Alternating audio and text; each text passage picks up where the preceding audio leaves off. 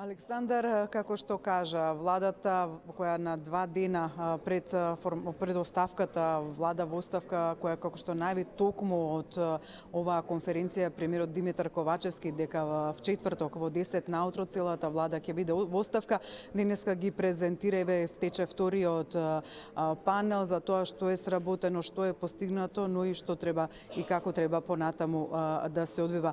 Прво обраќање имаше премиерот Ковачевски кој во едно 20-минутен говор ги правеше рекапитулар на се она што е постигнато од пензиите, зголемувањето на пензиите, преку субвенционирањето на струјата, намалувањето на невработеноста, со констатација дека оваа влада не сме тука да се застане, туку мора да се продолжи, дека 2024 ќе биде година на значајни одлуки кои треба да однесат Македонија побрзо во Европската Унија. Но предлагам да го слушнеме она што го кажа Ковачевски во своето обраќање на почетокот на целата конференција.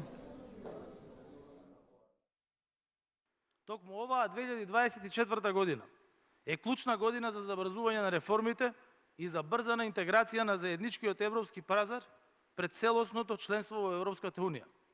Немаме право да стоиме во место, уште помалку да се враќаме назад. Немаме право да дозволиме кошничарите да бидат погласни од прогресивните. Немаме право да дозволиме личните да бидат над државните интереси. Немаме право да ги повторуваме грешките на претходниците. И имаме многу право. Имаме најмногу обврска да бидеме оптимисти. Инаку Ковачевски после обраќањето на конференцијата одговараше на новинарски прашања, при што рече дека оваа година ќе биде и избор не меѓу левицата и десницата во Македонија, туку помеѓу истокот и западот. Инаку тој, како што кажав, најави дека в четврток во 10 часот ќе биде депонирана веќе неговата оставка и целата влада ќе биде во оставка, а на прашањето околу иднината на техничката влада и сите прашања кои изминатите неколку дена излегува во јавноста откако ВМРО ДПМН најави дека нема да ја гласа техничката влада, а повратено беше од владачката коалиција дека тогаш нема да ги гласаат нивните министри, поточно дека таа влада би била без министер за внатрешни работи и министер за труд и социјална политика и неколку заменици министри кои би дошло од редовите на опозицијата. Ковачевски не кажа конкретно дали тој план ќе обстои и кон што тој ќе води, туку порача дека до недела има време и дека треба некои одлуки да се донесат. Предлагам да слушнеме и таа негова изјава. Во однос на оставката ќе ја поднесам во четврток. Мнозинството на ВМРО ДПМН дуи СДСМ ја договори брежинската влада и предложи министри. Претениците на СДСМ не влегоа во сала.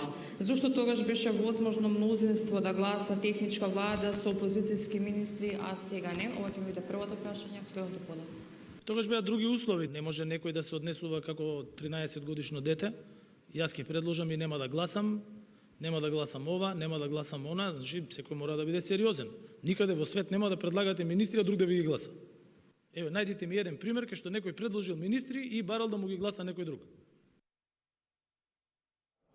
Инаку првиот панел на конференцијата беше насловен на патот кон Европската Унија, можности за побрза интеграција, на која говореше вице-премиерот за европски прашања Бојан Маричич, вице-премиерот за економски прашања Битичи, министерот за финансии Фатмир Бесими. Маричич во своето излагање кажа дека моторот на Европската Унија за Македонија е запален и дека патот за Македонија кон ЕУ е исцртан и земјата само треба да го изоди. Александар, тоа би било се за сега од тука од Александар Палас, каде што е во теке вториот панел од конференцијата, со повеќе детали од конференцијата во следните информативни изданија на Ветна Телма.